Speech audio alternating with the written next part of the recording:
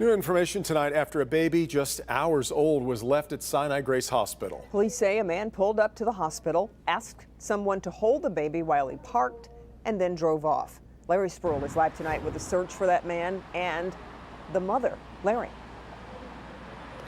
Well, Kimberly, police now have a description of that man. They say dropped that little girl off here at Sinai-Grace yesterday.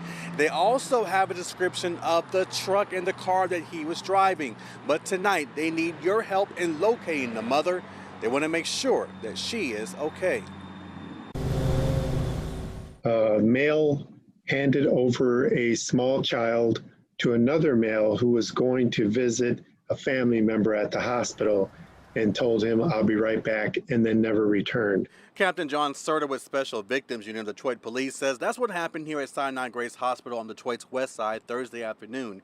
He says that baby was just hours old. So that second male brought the baby into the hospital, and it appeared to be a newborn.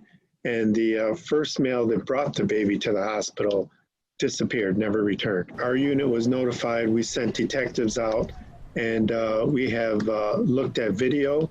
We have a brief description of the first person that dropped the baby off in a vehicle. Serta tells me the man is a black male in his late 40s or early 50s. He's between 5'10" to 6'2" inches tall and medium brown complexion. He was wearing a light-colored hat, light-colored short-sleeved shirt, and light-colored pants with the left leg of the pants pulled up. They also have a description of the car he drove. And the vehicle is an older Durango, looks to be gray in color, but a distinctive black rear panel or rear hatch. Serta says they're really looking for the mother, but she's not in trouble. So we're not looking for the mother for any kind of charges or anything like that. We're really more concerned about her safety.